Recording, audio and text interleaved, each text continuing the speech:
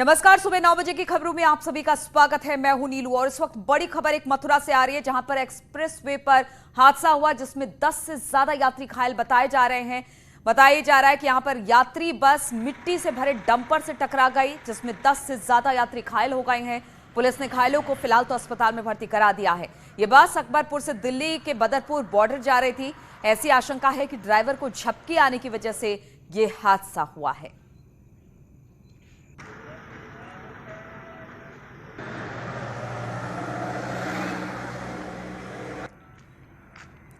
तो मथुरा एक्सप्रेसवे पर यह हादसा हुआ है। मिट्टी से भरे डंपर से एक यात्री बस टकरा गई, जिसमें 10 लोग घायल बताए जा रहे हैं। बताया जा रहा है कि शायद ड्राइवर को झपकी आई, जिसकी वजह से यह हादसा हुआ।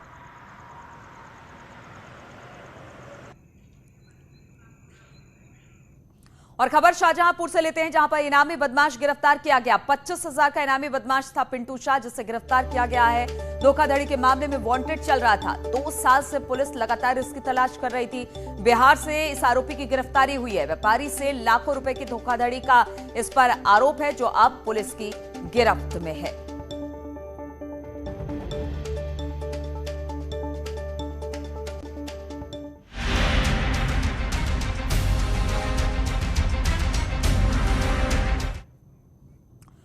और सीएम योगी के दौरे की बात की जाए तो आज अलीगढ़ और आगरा के दौरे पर रहेंगे सीएम। दरअसल प्रधानमंत्री मोदी कल अलीगढ़ में राजा महेंद्र प्रताप सिंह यूनिवर्सिटी और डिफेंस कॉरिडोर का शिलान्यास करेंगे। प्रधानमंत्री मोदी के दौरे से पहले सीएम योगी आज अलीगढ़ से तैयारियों का जायजा लेंगे।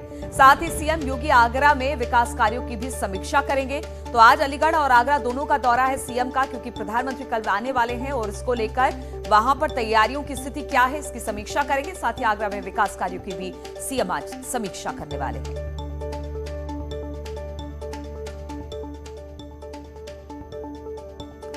और बातचीत करने के लिए रामगोपाल इस वक्त हमारे साथ जुड़ गए हैं। रामगोपाल, सीएम का आज 2 दिनों का दौरा है, तो क्या सीएम रवाना हो चुके हैं क्या अलीगढ़?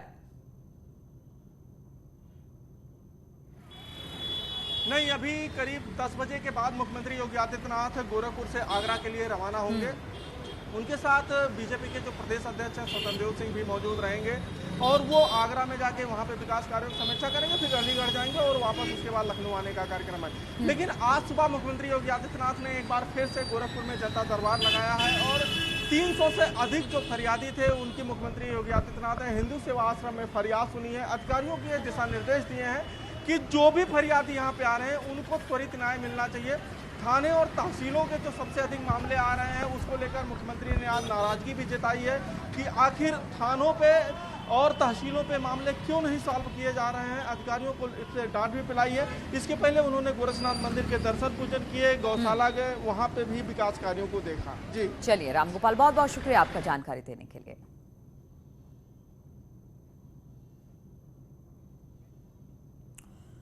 और इससे पहले कल सीएम योगी ने कुशीनगर दौरे पर बगैर नाम लिए अखिलेश यादव पर जमकर निशाना साधा है। सीएम ने आरोप लगाया कि अब्बाजान कहने वाले गरीबों का राशन हजम कर जाते हैं और सैफई के एक परिवार ने तो पूरा का पूरा प्रदेश ही लूट लिया।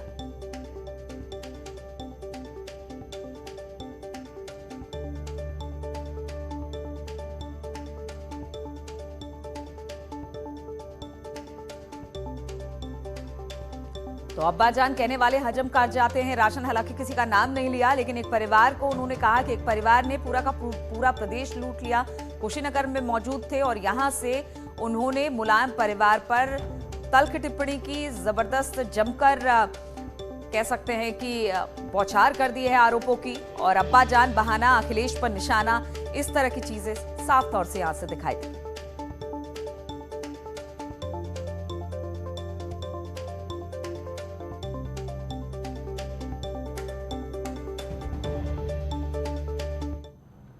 क्या ये राशन 2017 के पहले भी मिलता था?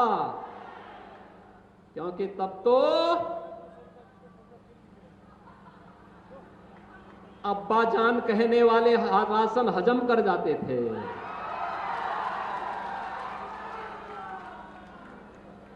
तब कुशीनगर का राशन नेपाल पहुंच जाता था, बांग्लादेश पहुंच जाता था। और आज कोई इन गरीबों का राशन निकलेगा तो राशन तो नहीं निकल पाएगा, लेकिन जेल जरूर चला जाएगा। और भाइयों बहनों, यही संकल्प लेकर के हम लोग चले थे। तो प्रदेश की सियासत में राम मंदिर, हिंदुत्व, राष्ट्रवाद, परिवारवाद के मुद्दे को उछाला जा रहा है। सीएम योगी कल कुशीनगर और संत कबीर नगर दौरे पर थे। यहां पर उन्होंने विपक्ष पर तो जुबानी हमले किए। उन्होंने कहा कि जनता सीएम योगी ने 22 का एजेंडा यहां से सेट कर दिया है। बीजेपी राम मंदिर, विकासवाद, गांव, गरीब कल्याण के मुद्दे पर चुनाव में जा रही है। शायद यही वजह है कि सीएम योगी ने कुशीनगर में राम मंदिर, 370, ट्रिपल तलाक का मुद्दा उठाया और विपक्ष को खुली चुनौती दे दी है।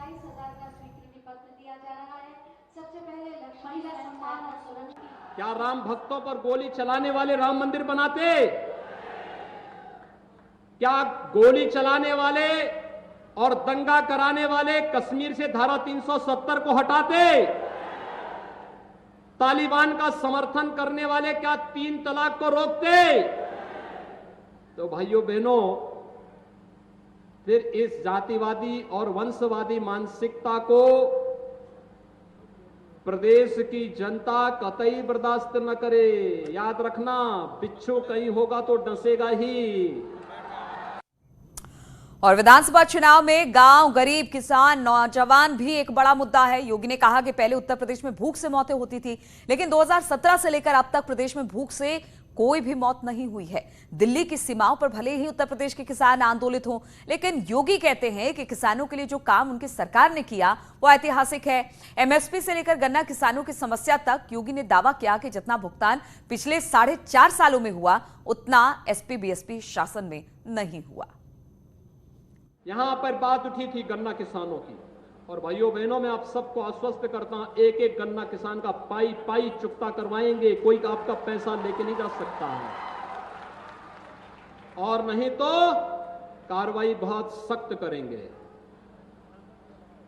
बहुत सख्त कार्रवाई करेंगे। कोरोना महामारी थी, चीनी एक्सपोर्ट नहीं हो पाई, जो चीनी विदेशों में जानी थी नहीं हो पाई, नहीं जा पाई। अन्यथा याद करिए 2016-17 में 8 वर्ष का गन्ना मूल्य का बकाया था।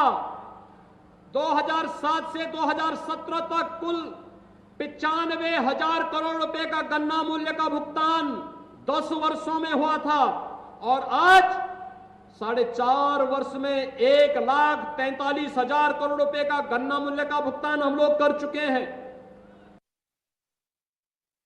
और अब बात कर लेते हैं बीजेपी के प्रबुद्ध सम्मेलन की। तो अमरोहा, सीतापुर और बिजनौर 3 जिलों में सम्मेलन का आयोजन हुआ है। अमरोहा के नौगांव सादात विधानसभा क्षेत्र में बीजेपी विधायक संगीता चौहान ने सम्मेलन को संबोधित करते हुए बीजेपी के कार्यों का बखान किया। साथ ही कार्यकर्ताओं में जोश भरते हुए 2022 में जीत का दावा भी किया। सीतापुर में जल शक्ति मंत्री डॉक्टर महेंद्र सिंह ने सम्मेलन के दौरान सभी विपक्षी पार्टियों पर जमकर हमला बोला। साथ ही दावा किया कि उत्तर प्रदेश की जनता मोदी और योगी का समर्थन कर रही है और 2022 में योगी फिर से मुख्यमंत्री बनेंगे।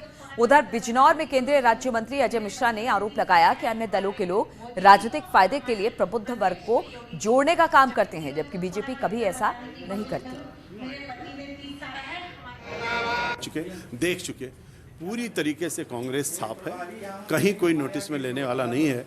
और इतना झूठ और फरेब और षड्यंत्र की राज इन लोगों ने किया, इतना धोखा दिया है जनता को कि जनता जनार्दन अब पूरी तरीके से इनसे त्रस्त हो चुके हैं। और उन्होंने भारतीय जनता पार्टी के साथ पहले भी थे, आज भी और आगे भी रहेंगे। और आम आदमी पार्टी उत्तर प्रदेश में दमखम दिखाने की कोशिश कर रही है। तिरंगा यात्रा के बहाने दिल्ली के डिप्टी सीएम मनीष सिसोदिया, संजय सिंह आज रामलला की नगरी अयोध्या आने वाले हैं। अयोध्या में दोनों नेता रामलला के दर्शन पूजन करेंगे। उसके बाद तिरंगा यात्रा को लेकर प्रेस कॉन्फ्रेंस भी करने वाले हैं।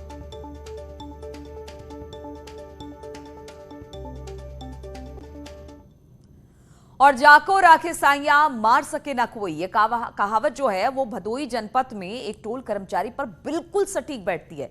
दरअसल टोल पर तैनात एक कर्मचारी सड़क हादसे में बाल बाल बच गया। तस्वीरें हम आपको दिखा रहे हैं, जरा ध्यान से देखिएगा। टोल बूथ के अंदर कर्मचारी बैठा था, उसी समय तेज रफ्तार अनियंत्रित ट्रक टोल बूथ में घुस गया। महज 3 सेकंड पहले कर्मचारी बूथ छोड़कर निकला, जिससे उसकी जान बच गई। उसके बाद ट्रक बूथ में जा घुसा। इस हादसे की सीसीटीवी फुटेज भी सामने आई है, जो इस वक्त आप टीवी स्क्रीन पर देख रहे हैं।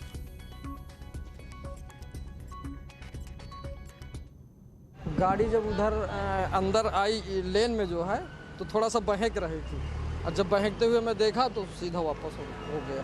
फासला इधर तक आ गई थी, लगभग काफ़ी कुछ दूर हाफ लेन में आ गई थी, और हाफ लेन आने के बाद स्थिति जब समझ में आई खतरनाक तो मैं ऊपर निकल गया। और कानपुर से खबर लेते हैं। यहां पर वायरल बुखार का कहर लगातार जारी है। कुरसोली गांव में एक और मौत की खबर आई है। बुखार से युवती ने दम तोड़ा है। 45 लोगों का इस वक्त इलाज चल रहा है। डेंगू के 3 नए मरीजों की पुष्टि भी हुई है। डेंगू के लक्षण वाले 203 सैंपल जांच के लिए इस वक्त भेजे गए हैं।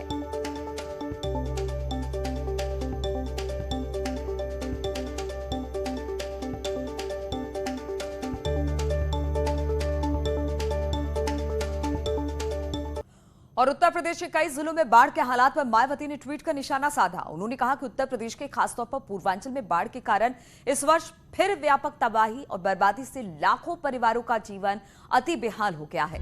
अपेक्षित सरकारी मदद ज्यादातर कागजी या फिर हवाई होने से बेघर हुए लोगों का जीवन अति कष्टदायी बना हुआ है, जो बेहद दुखद है। सरकार तुरंत उचित कदम उठाए।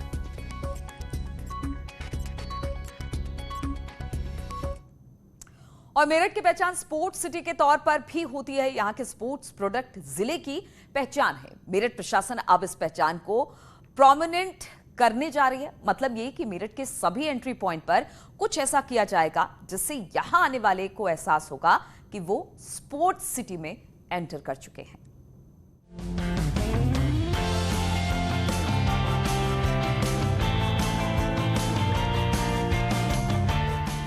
स्पोर्ट्स सिटी मेरठ में आने वालों को इस बात का एहसास हो कि वो उत्तर प्रदेश नहीं बल्कि इंडिया के स्पोर्ट्स सिटी में है। इसके लिए मेरठ प्रशासन ने कवायद शुरू कर दी है। जिले की स्पोर्ट्स वाली पहचान सिर्फ दुकानों और कारोबार तक सीमित ना हो, इसके लिए प्रशासन ने ब्लूप्रिंट तैयार किया है। ने बहुत अच्छा परफॉर्म किया ओलंपिक्स में, पैरा ओलंपिक्स में, और एक स्पोर्ट्स की अभी मतलब sports is in people's mind अभी, मतलब लोग उसके बारे में सोच रहे हैं। और we are in sports city जहाँ पर नॉट जस्ट लोग स्पोर्ट्स में एक्टिवली पार्टिसिपेट करते हैं बट यहाँ पर स्पोर्ट्स इक्विपमेंट्स भी बनते हैं। तो इट इज़ बहुत पहले से ही it is known as a sports city. But आप देखेंगे कोई भी मुख्य अगर जैसे हम एंट्री करते हैं मेरठ में या एग्जिट करते हैं, ऐसे जगहों पे कोई ऐसे बड़े बड़े साइंस नहीं है जो बताएं कि we have entered Meerut. Meerut में न सिर्फ खेल के सामान बनते हैं बल्कि जिले के खिलाड़ी देश दुनिया में भारत का नाम रोशन कर चुके हैं। टोक्यो ओलंपिक में भी मेरठ के खिलाड़ियों का सिलेक्शन हुआ है। इन सब के बावजूद भी जिले में प्रवेश करने पर कहीं भी ऐसी व्यवस्था नहीं थी जिससे लोगों को लगे कि आप मेरठ सिटी में हैं। इसलिए मेरठ विकास प्राधिकरण ने तय किया है कि शहर के एंट्री पॉइंट पर प्रवेश द्वार बनाया जाएगा।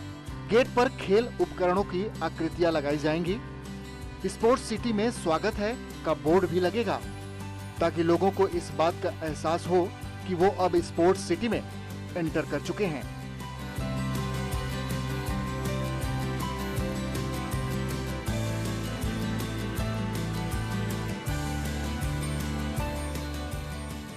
मेरठ में बल्ले फुटबॉल बनाए जाते हैं। यहाँ की स्पोर्ट्स इंडस्ट्री जिले की पहचान है। बाजारों में मेरठ के खेल प्रोडक्ट्स की डिमांड्स रहती है। इतना सब कुछ होने के बावजूद भी मेरठ की स्पोर्ट्स सिटी वाली पहचान का उतना प्रचार प्रसार नहीं हो पाया जितना होना चाहिए था। मेरठ डेवलपमेंट अथॉरिटी अगर इस प्लान को जमीन पर उतार पाती है तो उससे न सिर्फ यहाँ की स्पोर्ट्स इंडस्ट्री को भी फायदा होगा। यूं तो स्पोर्ट्स सिटी मेरठ को क्रांति की नगरी के तौर पर ज़्यादा जाना जाता है, लेकिन मेरठ विकास प्राधिकरण अगर ये पहल करता है तो वाकई में ये पहल मील का पत्थर साबित हो सकती है। खासतौर से मेरठ दिल्ली एक्सप्रेस वे वाला इलाका या फिर अन्य चौराहों पर या एंट्री करते ही आपको स्पोर्ट्स सिटी मेरठ लिखा हुआ नजर आएगा। कैमरा पर्सन अभिषेक शर्मा के साथ उमेश श्रीवास्तव, न्यूज़ 18 मेरठ। तो इन्हीं तमाम खबरों के साथ इस बुलेटिन में फिलहाल इतना ही। रुकेंगे छोटे से ब्रेक के लिए, लेकिन ब्रेक के बाद भी लगातार खबरों का सिलसिला यहां जारी है।